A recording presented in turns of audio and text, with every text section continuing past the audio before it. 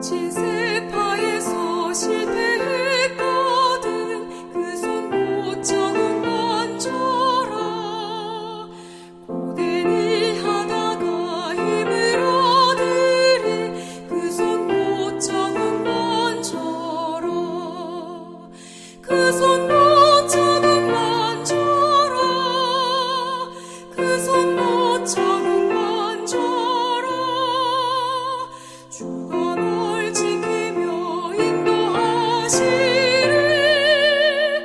그 손 못 잡은 만져라 내가 어둠 속을 걸어갈 때면 그 손 못 잡은 만져라 내가 주 빛에서 길이 살리라 그 손 못 잡은 만져라 그 손 못 잡은 만져라 그 손 못 잡은 만져라 주가 널 지키며 인도하시리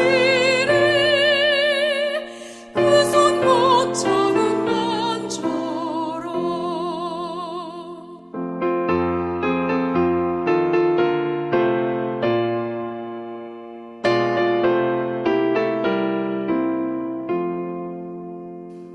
너의 죄 무거워 감당 못할 때 그 손 못 잡은 만져라 마음 문 열고서 주를 모셔라 그 손 못 잡은 만져라 그 손 못 잡은 만져라 그 손 못 잡은 만져라 주가 널 지키며 인도하시리 그 손 못 잡은 만져라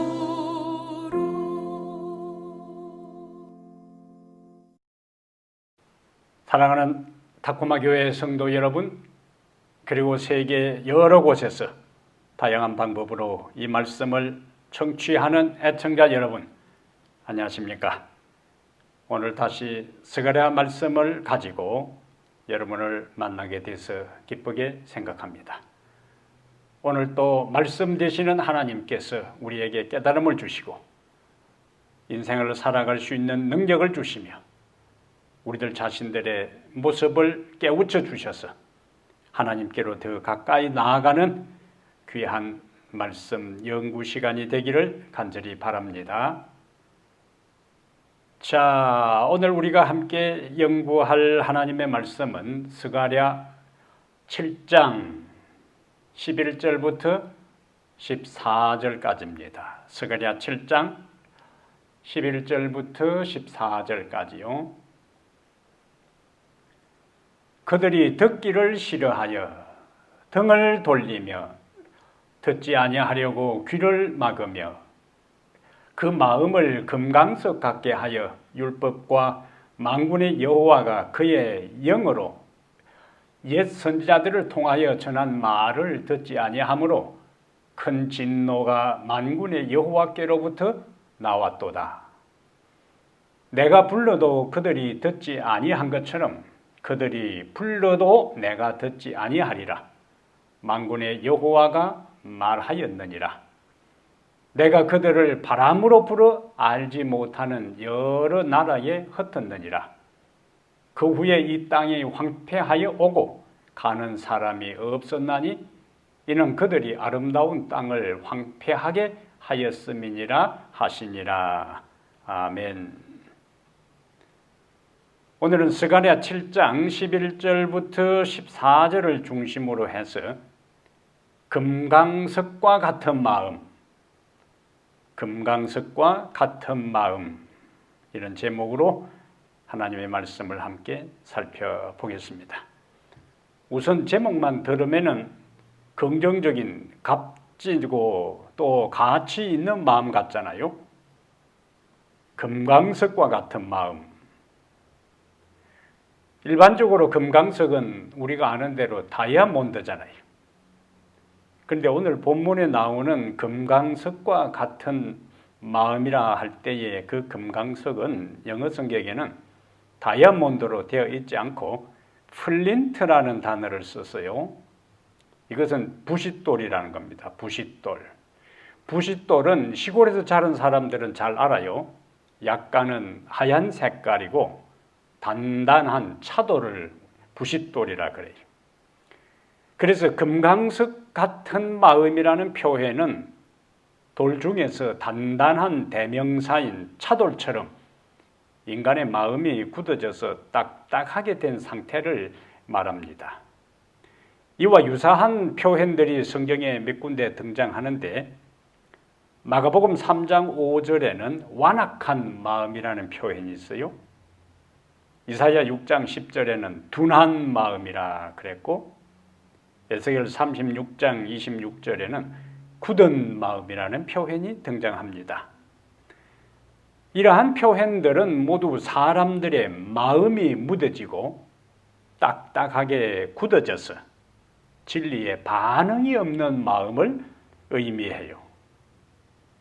굳은 마음은 예수님께서 비유 중에 말씀하신 네 종류의 밭 가운데 길가밭입니다.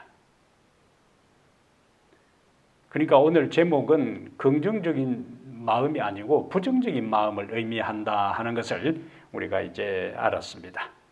혈관이 굳어 동맥경화가 되면은 육체적인 건강에 치명상을 초래할 수 있다 하는 것을 지난번 서론적으로 말씀을 드렸어요. 마찬가지로 마음이 금강석처럼 굳어지면 영적 삶에 치명적인 손상을 가져올 수도 있습니다. 그러면 왜 금강석과 같이 우리의 마음이 단단하게 딱딱하게 굳어질까요? 그 원인과 이유는 무엇일까요? 왜 우리의 마음이 굳어지는가? 첫째로 우리의 마음이 굳어지는 것은 생활의 염려가 우리의 마음을 굳어지게 합니다. 좀 의아하지요? 우리 마음이 굳어지는 것이 어떻게 생활의 염려 때문에 마음이 굳어지는가? 그건 제 이야기가 아니고 예수님의 말씀이요.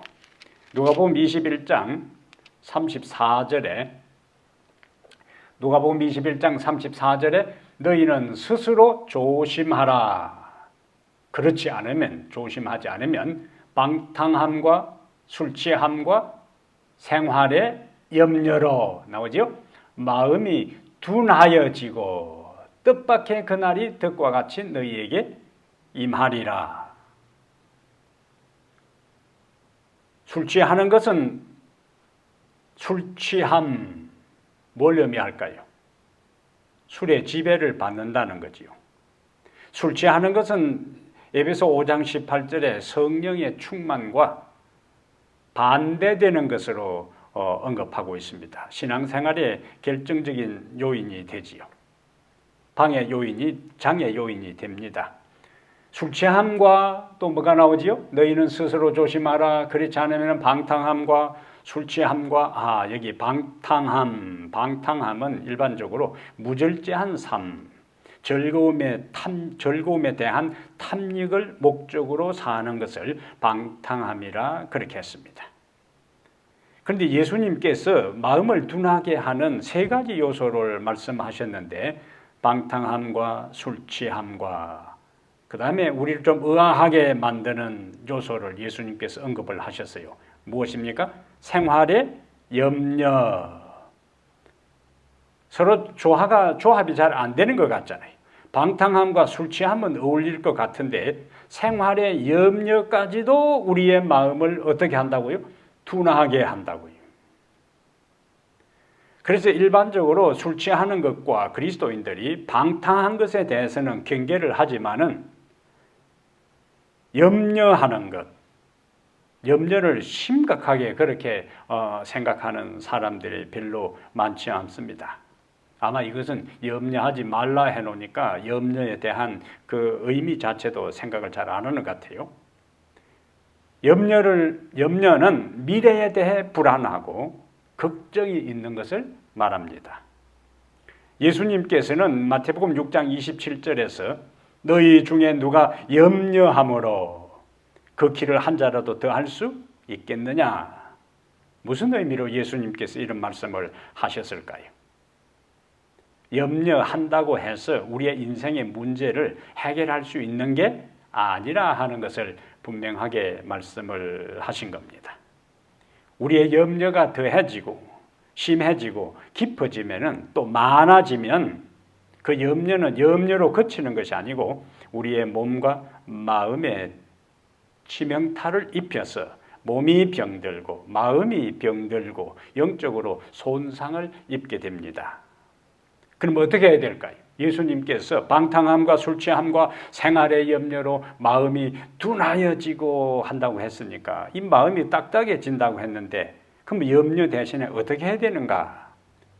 빌립보 4장 6절과 7절에 아무것도 염려하지 말고 다만 모든 일에 기도와 간구로 너희 구할 것을 감사함으로 하나님께 아뢰라. 그리하면 모든 지각에 뛰어난 하나님의 평강이 그리스도 예수 안에서 너희 마음과 생각을 지키시리라. 아멘. 얼마나 든든합니까? 다시 베드로전서 5장 7절에 너희 염려를 다 주께 맡겨버리라. 이는 그가 너희를 돌보아 주심이라. 너희를 권고하심이라. 몇 가지 염려만 맡기는 것이 아니고 베드로가 우리에게 요청하는 것은 너희 염려를 다 모두 전부 누구에게 맡기는가? 주께 맡겨버리라.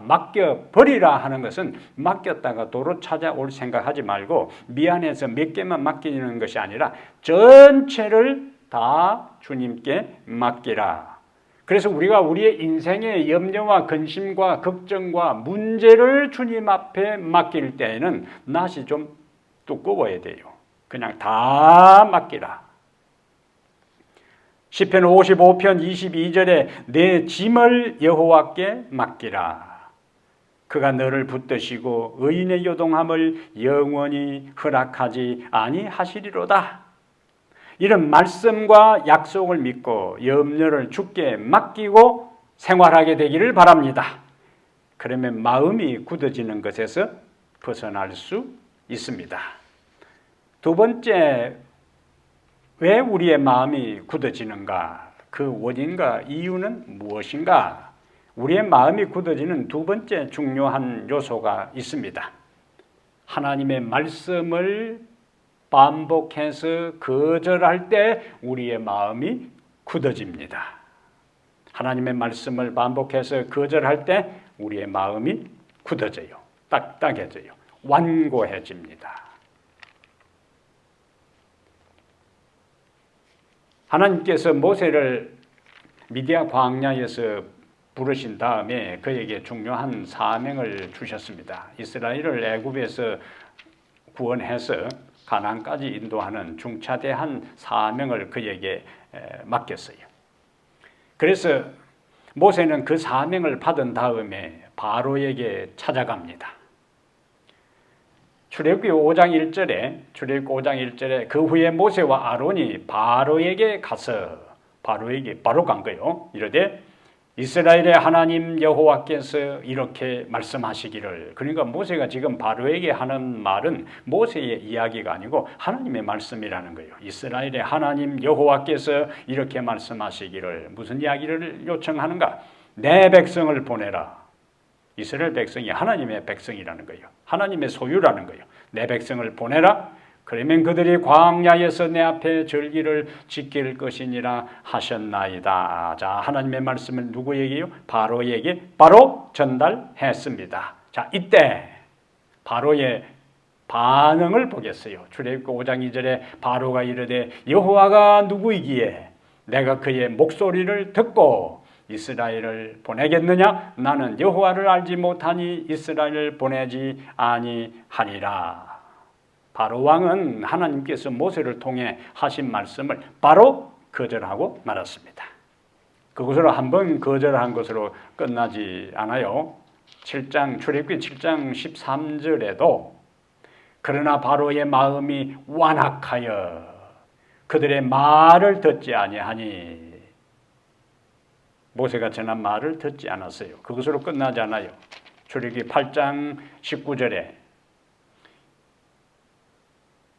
요술사가 바로에게 말하되 이는 하나님의 권능이니이다 하였으나 바로의 마음이 완악하게 되어 그들의 말을 듣지 아니하였으니 여호와의 말씀과 같더라. 다시 9장 32절에 출애굽기 9장 32절에 또 같은 말씀이 나와요. 바로가 이때에도 그의 마음을 완강하게 하여 그 백성을 보내지 아니하였더라. 이때에도 그 마음을 완강하게 하여 35절 9장 34절과 35절에 바로의 마음이 완악하여 이스라엘 자손을 내보내지 아니하였으니 여기도 마음이 완악하여 이스라엘 자손을 내보내지 않았다. 바로의 마음은 처음부터 완악하고 완강한 것이 아니고 하나님의 말씀을 거절할 때마다 점점 더 굳어지고 딱딱해져서 완고해지고 완악해져서 언제까지? 애굽의 모든 장자가 죽고 자신의 죽은 맏아들의 싸늘하고 굳어진 시신을 볼 때까지 그의 마음이 완고하고 굳어지고 딱딱해지고 만 거예요. 하나님께서는 그분의 종들을 통하여 우리에게 말씀하시고 경고를 주시고 죄를 견책하십니다. 하나님은 사람들의 잘못된 행위가 품성으로 고착되기 전에 굳어지기 전에 그것들을 시정할 수 있는 기회를 주시고 또 말씀하셔요. 그러나 만일 그 말씀에 굴복하여 죄로부터 돌아서기를 반복하여 거절한다면 하나님은 결코 초자연적인 능력으로 우리의 잘못을 교정하려고 하지 않습니다. 지금 듣는 말씀을 무시하면서도 내가 언젠가 진리를 따라 순종할 것이라고 스스로 위안하는 것은, 스스로 변명하고 합리화하는 것은 치명적인 오판입니다. 한 번 빛을 거절하고 진리를 거부하면 다음에 더 쉽게 진리를 거절하고 이런 과정을 통해 마음은 무감각해지면서 멸망할 때까지 그 길을 가게 됩니다. 그리고 뿌린 씨를 거두게 돼요. 갈라디아 6장 7절에 있는 말씀처럼 사람이 무엇으로 심든지 그대로 거두리라. 이것은 만고불변의 진리입니다. 법칙입니다. 심은 대로 거둔다는 것은 만고불변의 법칙이요. 실물교훈 237페이지에 그대가 자비의 기별을 거절할 때마다 그대 자신은 더욱더 불신으로 굳어지게 된다. 그대가 그리스도께 마음의 문을 열지 않을 때마다 그대는 말씀하시는 그분의 목소리를 더욱더 싫어하게 될 것이다. 그리하여 그대는 최후의 자비의 초청에 의할 기회를 점차적으로 잃어버리게 된다. 무서운 경고지요. 그러므로 우리는 고대 이스라엘에 대해 쓴 호세아 4장 17절에 에브라임이 북방 이스라엘의 가장 큰 지파가 에브라임이니까 에브라임이 우상과 연합하였으니 버려두라. 북방 이스라엘이 여러 선지자들의 반복적인 호소, 하나님의 경고, 견책 이러한 모든 것들을 그들이 반복해서 거절했을 때에 마침내 하나님은 호세아 선지자를 통해서 에브라임이 북방 이스라엘이 우상과 연합하였으니 버려두라라는 최종적인 선언을 하고 말고 결국에 그들은 아수리아에 의해서 망하고 맙니다. 이러한 것들이 이스라엘 민족 전체에 임했던 이러한 일들이 개인적으로 하나님의 말씀을 반복해서 거절할 때 우리도 동일한 길을 갈 수밖에 없는 겁니다.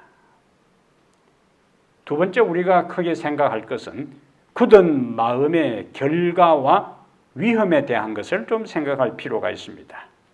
굳은 마음이 될 때 어떤 결과를 초래하는가, 또 굳은 마음이 될 때 어떤 위험이 상존하는가 하는 것을 우리가 몇 가지 또 살펴보겠습니다. 다시 오늘 본문으로 가세요. 스가랴 7장 11절 12절에 그들이 듣기를 싫어하여 등을 돌리며 듣지 아니하려고 귀를 막으며, 이 하나님의 말씀에 대해 듣기를 싫어하고 등을 돌리고 얼굴을 외면한 거예요. 그리고 듣지 아니하려고 아예 귀를 막으며 그 마음을 금강석 같게 하여 율법과 만군의 여호와가 그의 영으로 누구를 통하여? 옛 선지자들 통하여 전한 말을 듣지 아니하므로 큰 진노가 만군의 여호와께로부터 나왔도다. 마음이 굳게 될 때에 뒤따르는 부정적인 결과가 있는데 그것이 뭐냐? 복음을 듣지 아니하고 거부하고 순종하지 않습니다. 복음을 듣지 아니하고, 두 번째는 거부하고, 세 번째는 순종하지 않아요.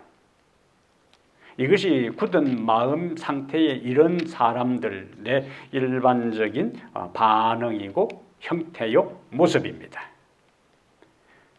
바벨론 포로 전에 이스라엘 백성들의 상태가 바로 이런 상태였어요. 그래서 에스겔 선지자는 에스겔 12장 1절과 2절에 하나님의 말씀을 듣지 않는 이스라엘 백성들의 모습을 이렇게 정언하고 있습니다. 에스겔 12장 1절 2절, 또 여호와의 말씀이 내게 임하여 이르시되, 그러니까 이것은 에스겔이 전하는 모든 것은 하나님이 그에게 주신 말씀이라는 거예요. 2절에 인자야 네가 반역하는 족속 중에 거주하는도다.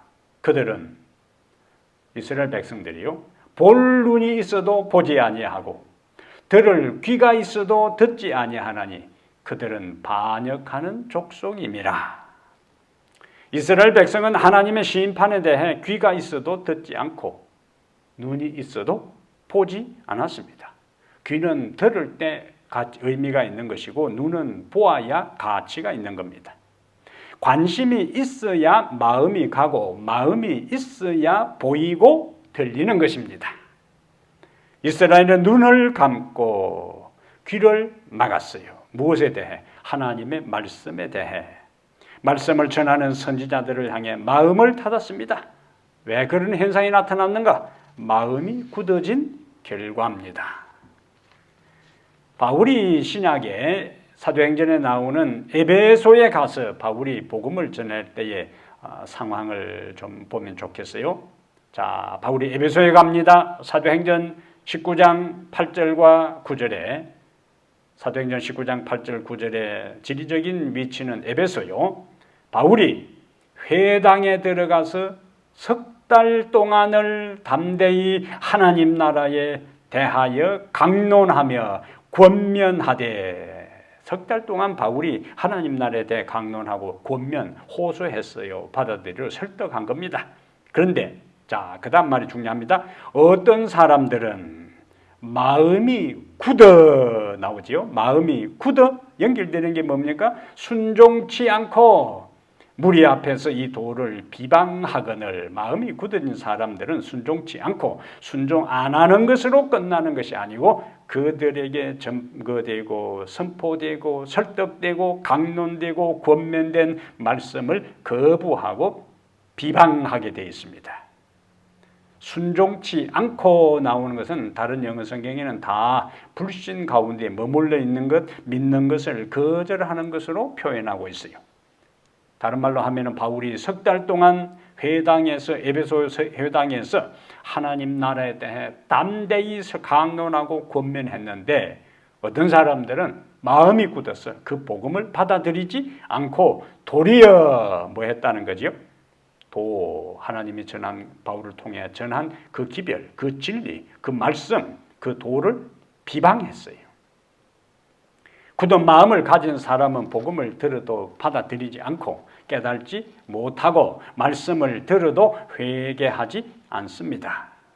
이들은 하나님의 생명에서 분리되어 이미 영적으로 죽은 사람들이기 때문에 그래요.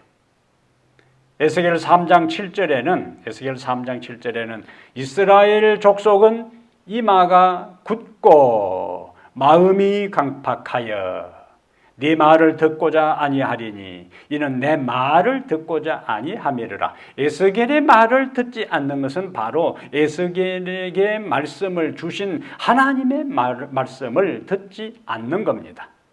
여기 이마가 굳고 마음이 강팍하여 일이 나오지요.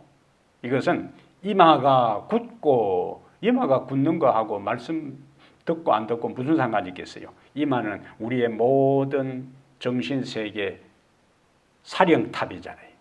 여기에 모든 생각, 종교심이 있는 곳이 이마 부분입니다. 그래서 이마가 굳다 하는 것을 뒤에 바로 설명하지요. 마음이 강팍하고, 그래서 이마가 굳다는 것은 마음이 강팍하다는 이야기예요. 다른 성경에는 목이 곧다 그렇게 나오잖아요.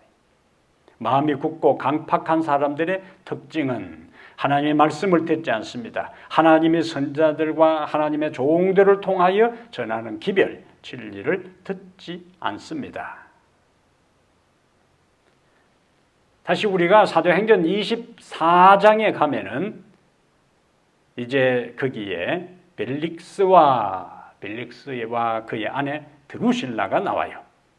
사도행전 24장 24절에 유대 총독 벨릭스와 그의 아내 드루실라가 나오는데 이 두 사람 다 드라마틱한 삶을 살아온 사람들이에요. 벨릭스는 원래 로마 황제 클라우디우스 집안의 노예였어요. 근데 이 양반이 좀 똘똘하니까 클라우디 황제가 이 노예를 총애를 해서 자유를 줍니다. 그리고는 자유를 준 것으로 끝나지 않고 유다 총독으로 임명했어요. 굉장한 성공이지요. 총독이 된 후에 벨릭스는 모든 부정한 방법을 동원하여 재물을 끌어모읍니다. 그래서 우리가 바울이 벨릭스 앞에서 신문을 받을 때에 사도행전 24장 22절에 보면은 바울에게 돈을 받을까 하여 2년 동안이나 그를 구류하고 있는 장면을 봅니다. 아주 이 사람은 야비하게 자기가 가지고 있는 권력을 가지고 바울에게 돈을 뜯어내려고 한 거예요. 2년 동안이나 죄 없는 바울을 감옥에다가 구류하고 있었던 거예요. 그러다가 이 사람에게 바울이 결정적으로 복음을 전할, 하나님의 말씀을 전할 기회가 왔을 때에 바울은 세 가지 주제로 말씀을 전했습니다. 의와 절제와 장차올 심판을 전했어요.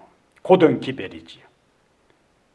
바울의 기별을 들을 때 이 벨릭스는 방탕하던 자신의 생애의 비밀이 생생하게 떠올랐습니다. 잔인하고 방탕하고 탐욕스러웠던 자신의 모습이 적나라하게 드러난 거예요. 자기 마음속에서. 자신이 언젠가는 하나님의 심판대 앞에 서야 한다는 것을 절실하게 깨닫고 두려워 떨었습니다. 그러면 어떻게 돼야 돼요? 자신의 죄가 드러나고 자신이 하나님 앞에 심판대 앞에 선다고 할 때에 회개하면 되는 겁니다.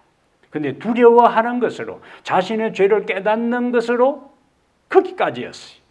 회개하고 돌이키는 대신에 벨릭스는 바울의 설교를 중단시켰어요. 왜 중단시켰을까요? 부담되는 거예요.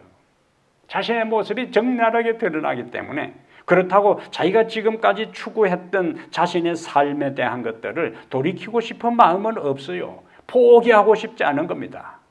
그래서 바울의 설교를 갑자기 중단시키면서 지금은 가라, 유명한 말이에요. 지금은 가라, 내가 틈이 있으면 너를 부르리라.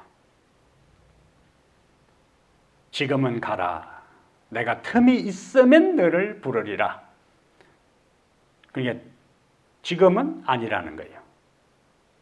틈이 없으면 안 부르고 혹시 틈이 있으면 너를 부르고 그때 한번 생각해 보겠다. 그 의미입니다. 우리가 사도행전 24장 22절에 보면은 벨릭스는 바울이 전하는 도를 잘 알고 있었습니다.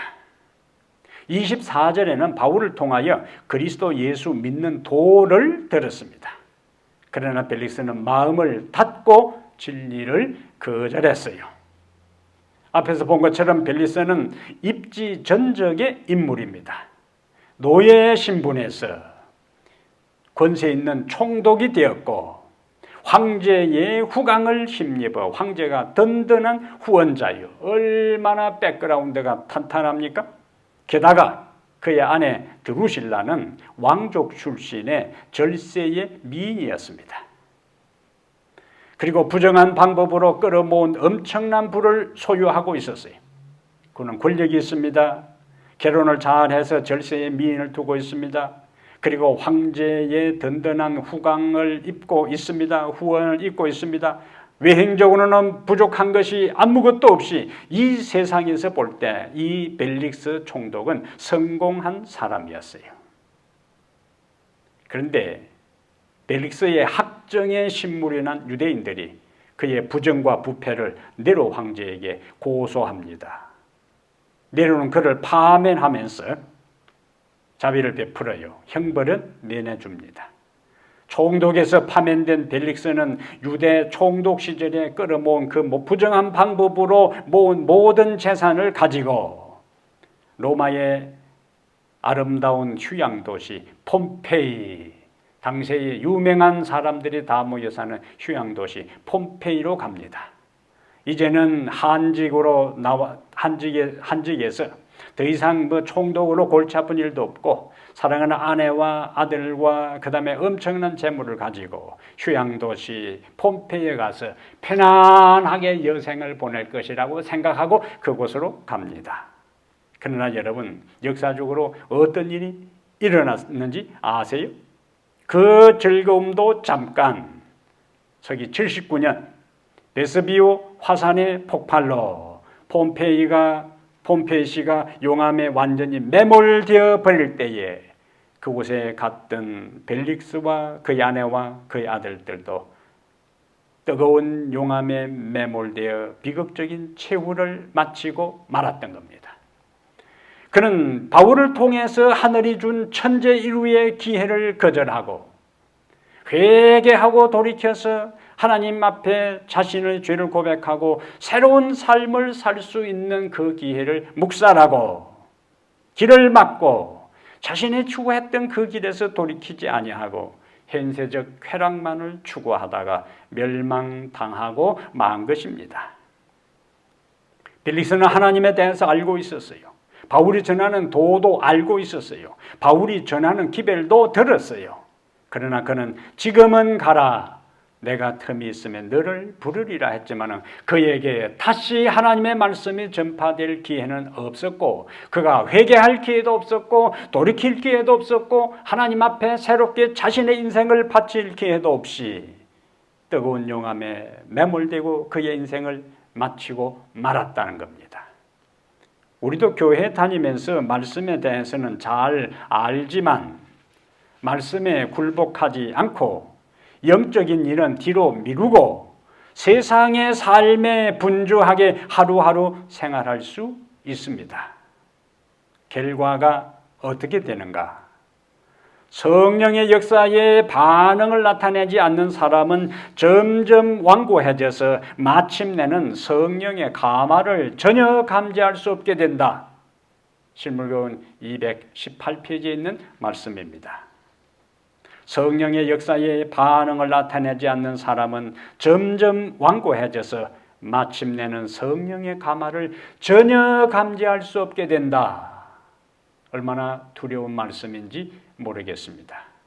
성령께서 우리에게 깨닫게 해주실 때에 하나님께서 우리가 성경을 읽을 때에 하나님께서 우리가 말씀을 들을 때에 하나님께서 우리가 개인적으로 기도할 때에 말씀하시는 그 음성에 대해 반응하게 되기를 바랍니다. 귀를 기울이게 되기를 바랍니다. 마음을 열기를 바랍니다. 그리고 깨닫게 해주시는 그 모든 것에 대해서 하나님 앞에 굴복하고 내가 지금까지 살아왔던 삶의 방향이 하나님이 가라고 명한 그 길이 아니라면 돌이키기를 바랍니다. 그것이 사는 길이요. 그렇지 않으면 성령의 음성을 전혀 감지할 수 없게 되고 비극적인 최후를 마치고 마는 것입니다. 마음을 완고하고 고집스럽고 이마가 굳고 목이 곧은 상태가 지속될 때 또 어떤 상황에 처하게 되는가? 오늘 본문에서 다시 마음을 금강석같이 굳게 할 때에 어떤 결과를 초래하는지를 스가랴 7장 12절 마지막 부분에 말씀하고 있습니다. 그 마음을 금강석 같게 하여 율법과 만군의 여호와가 그의 영으로 옛 선자들을 통하여 전한 말을 듣지 아니하므로, 자, 어떤 결과가 초래되었습니까? 큰 진노가 만군의 여호와께로부터 나왔도다. 그러면 그 큰 진노가 뭐냐? 14절이 큰 진노가 무엇인지를 스가랴 7장 14절에서 구체적으로 설명을 합니다. 내가 그들을 바람으로 불어 알지 못하는 여러 나라에 흩었느니라. 그 후에 이 땅이 황폐하여 오고 가는 사람이 없었나니 이는 그들이 아름다운 땅을 황폐하게 하였음이니라. 여호와께서 큰 진노가 여호와께로부터 큰 진노가 나왔는데 그것이 뭐라고요? 폭풍처럼 혹은 회리바람처럼 이스라엘을 여러 나라에 흩었어요. 유다는 바벨론의 포로로 잡혀가게 한 것입니다. 굳은 마음은 혹독한 대우를 기대할 수밖에 없어요. 왜냐하면 강한 돌을 깨뜨리려면 강한 망치로 세게 내리쳐야 깨질 수 있습니다. 하나님께서 이스라엘을 살리기 위해서, 유다 백성을 구원하기 위해서, 유다 백성을 다시 회심시키고 하나님의 자녀답게 열국의 햇불로 살아가도록 하기 위해 하나님께서 그동안에 수많은 선자들 통해서 그들을 돌이키고 깨우치려고 말씀을 보냈어요. 기별을 보냈어요. 성령을 통하여, 선자들을 통하여 말씀을 전했습니다. 그런데 그들이 그것을 무시하고 등한히 여기고 마음을 닫고 묵살을 하고 거절하고 거부했을 때에 하나님께서는 이제 선지자들을 보내서 그들을 견책하고 선지자들을 보내서 그들을 깨우치는 단계, 때로는 기근이 일어나게 하고 때로는 질병이 창궐하게 하고 하는 방법으로 그들을 깨우치려고 시도했지만 그 모든 것이 실패로 돌아갔어요.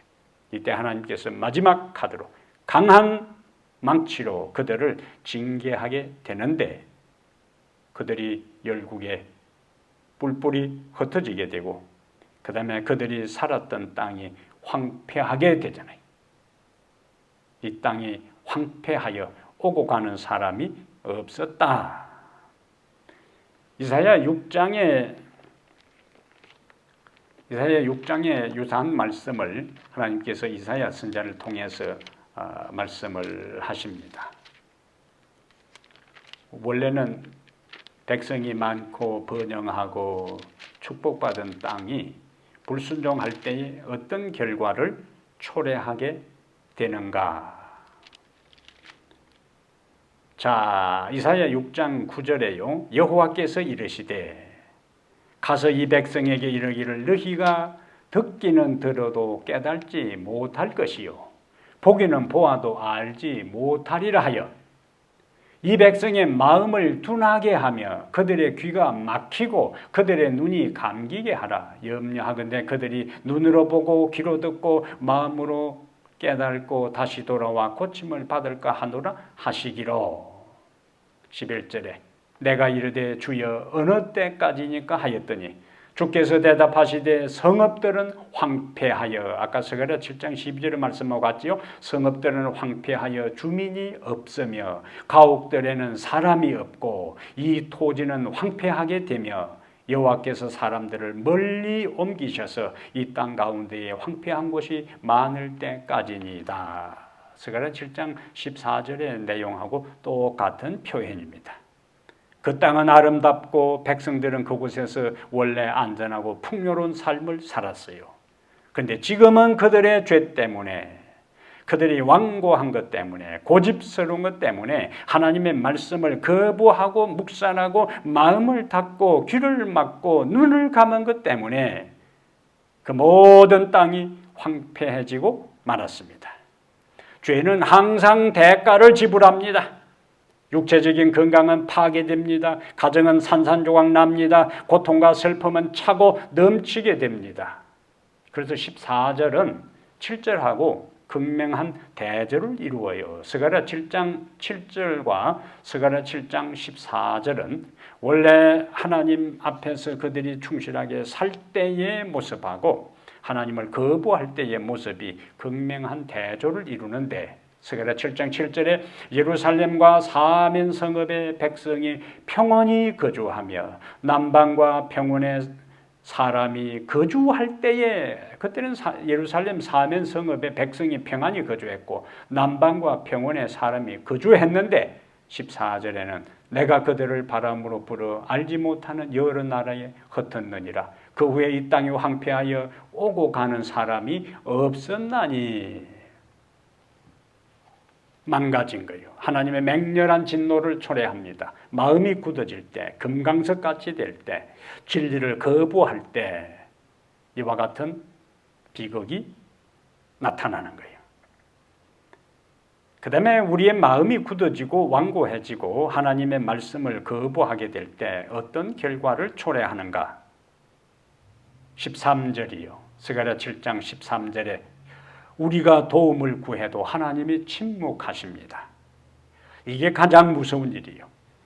스가랴 7장 13절에 내가 불러도 그들이 대답지 아니한 것처럼 하나님이 불러도 우리가 대답하지 않고 듣지 아니할 때에 그들이 불러도 내가 듣지 아니하리라. 만군의 여호와가 말하였느니라. 이 하나님의 이것은 그냥 하는 말씀이 아니라는 거예요. 내가 부를 때, 내가 호소할 때, 내가 간구할 때, 내가 진리의 말씀을 선지자를 통해서 보낼 때 너희들이 듣지 아니하고 눈을 감고 귀를 막고 마음을 닫았기 때문에 이제 너희들이 나를 불러도 내가 듣지 아니하리라. 만군의 여호와가 말하였느니라. 만약 우리가 그분이 말씀하시는 것을 듣지 아니하면 그분이 우리가 말씀 드리는 것을 듣지 않게 됩니다. 은혜를 거두게 돼요. 이 같은 말씀이 잠언서 1장에 잠언이 시작되면서 이 말씀을 솔로몬이 기록하고 있어요.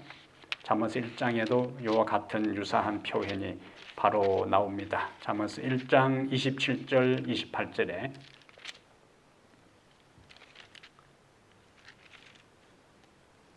자, 25절부터 보면은 24절부터 내가 불렀으나 너희가 듣기 싫어하였고 내가 손을 폈으나 돌아보는 자가 없었고 도리어 나의 모든 교훈을 멸시하며 나의 책망을 받지 아니하였은즉 그 다음에 너희가 재앙을 만날 때에 내가 웃을 것이며 너희에게 두려움이 임할 때에 내가 비웃으리로다. 너희의 두려움이 강풍같이 임하겠고 너희의 재앙이 폭풍같이 이르겠고 너희에게 근심과 슬픔이 임하리니. 그 다음 28절 그때에 너희가 나를 부르리라. 그래도 내가 대답하지 아니하겠고 부지런히 나를 찾으리라. 그래도 나를 만나지 못하리라. 스가랴 7장 13절과 똑같은 말씀입니다. 이사야 1장 15절에는 너희가 손을 펼 때에 내가 내 눈을 너희에게 가리고 너희가 많이 기도할지라도 내가 듣지 아니하리니. 예레미야 11장 11절에는 그러므로 나 여호와가 이와 같이 말하노라. 나 여호와가 이와 같이 말하노라. 보라, 내가 재앙을 그들에게 내리리니 그들을 피할 수 없을 것이라. 내게 부르짖을지라도 내가 듣지 아니할 것인즉. 하나님의 마음은 지금은 우리에게 열려 있습니다. 하나님의 눈은 지금 우리를 보고 있습니다. 하나님의 귀는 우리의 기도와 도움의 요청에 열려 있습니다. 그러나 하나님께서 우리에게 말씀하시는 것에 대해 우리가 마음을 닫고 우리가 눈을 감고 우리가 귀를 막고 반복해서 말씀을 거절할 때에 하나님도 우리에게 눈을 감으시고 귀를 막으시고 마음을 닫고 우리를 돌아서는 것입니다. 사울이 반복하여 하나님의 말씀을 순종하지 않고 변명으로 일관하잖아요. 핑계를 대요. 다윗과 사울의 결정적인 차이는 다윗은 바로 선지자의 기별에 하나님의 말씀에 굴복하고 회개했고 돌이켰어요. 그러나 사울은 항상 이유를 댑니다. 핑계를 대요. 변명으로 일관한 삶이었습니다.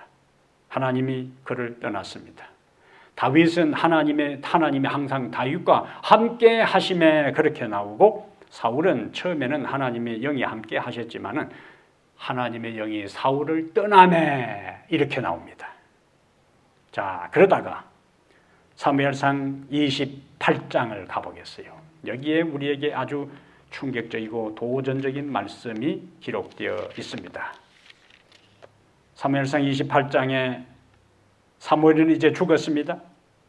그 다음에 블레셋이 이스라엘을 침공했습니다. 사무엘상 28장 4절에 블레셋 사람들이 모여 수넴에 이르러 진침해 사울이 온 이스라엘 모아 길보아 산에 진쳤더니, 사무엘상 28장 5절에 사울이 블레셋 사람들의 군대를 보고 두려워서 그의 마음이 크게 떨린지라. 자, 그러면 이제 인간의 한계 속에 두려워 떠니까 어떻게 해야 됩니까? 하나님께 도움을 구해야지요. 자, 그래서 28장 6절에 사울이 여호와께 묻자온대, 여호와께서 대답하여 가라사대, 이렇게 나와야 되는데 사울이 여호와께 묻자온대 여호와께서 꿈으로도 우림으로도 선지자로도 그에게 대답하지 아니하심으로 하나님께서 눈을 감고 마음을 닫고 귀를 막으신 거예요. 위기 가운데 처해서 하나님을 찾았지만은 잠언 1장 27절에 있는 말씀처럼, 스가랴 7장 13절에 있는 말씀처럼 하나님의 말씀을 듣지 아니하고 귀를 기울이지 아니하고 순종하지 아니하고 죄에서 돌이키지 아니했을 때에 하나님이 그를 떠나고 그 다음에 하나님께 도움을 구해도 하나님은 응답하지 않았습니다.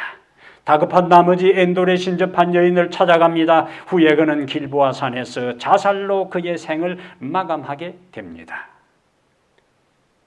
사랑하는 여러분, 우리가 계속하여 그분의 음성에 귀를 기울이지 않으면 그분의 영은 우리를 떠나십니다.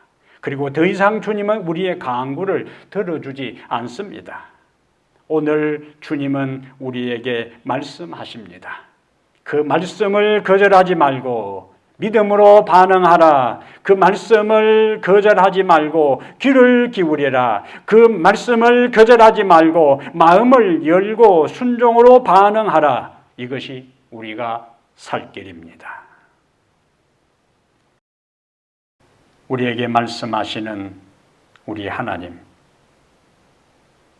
성경을 통하여 우리에게 말씀하시고 그리스도를 통하여 우리에게 말씀하시고 성령을 통하여 우리에게 말씀하시고 자연계의 조용한 음성을 통하여 우리의 내밀한 양심의 소리를 통하여 우리에게 세미한 음성으로 말씀하실 때에 우리의 마음을 열게 하여 주시옵소서. 우리의 영의 눈을 뜨게 하여 주시옵소서. 우리의 귀를 주의 말씀에 귀 기울이게 하여 주시옵소서. 변명하지 않게 하여 주시옵소서. 핑계하지 않게 해 주시옵소서. 지금은 가라, 내가 틈이 있으면 너를 부르리라 하는 것처럼 오늘 나에게 말씀하시는 그 말씀에 지금까지 내가 추구하고 살아왔던 그것이 더 소중하기에 그것을 놓지 않고 붙잡고 있으면서 하나님의 말씀은 거부하고 놓아버리는 어리석은 자들이 되지 않게 하옵소서. 하나님께서 다윗에게 끊임없이 말씀하셨고 다윗은 끊임없이 하나님의 말씀에 반응했기 때문에 다윗이 궁지에 몰리고 위기에 처하고 어려움에 직면할 때마다 여호와께 물을 때마다 여호와께서 이같이 말씀하시되 다윗의 인생을 인도해 주셨습니다. 사울의 삶에 하나님께서 반복해서 사무엘 선지자를 통해서 말씀하셨지만 그가 이유를 대고 귀를 막고 마음을 닫고 눈을 감았기에 결정적인 순간에 그가 하나님을 찾았지만은 하나님은 선지자로도 우림으로도 둠빔으로도 말씀하지 아니하고 결국 비극적인 생을 마감한 것을 보았습니다. 오 하나님, 우리에게 살처럼 부드러운 마음을 주시옵소서. 우리의 마음이, 우리의 영이 돌처럼 굳어지지 않도록 도와주시고, 거룩한 영을 통하여 우리의 심령이 말씀에 더 예민하게 반응해서 하나님 앞에 언제나 바로 서서 살아가는 저희들 되게 하옵소서. 우리 주 예수님 이름으로 기도하옵나이다. 아멘.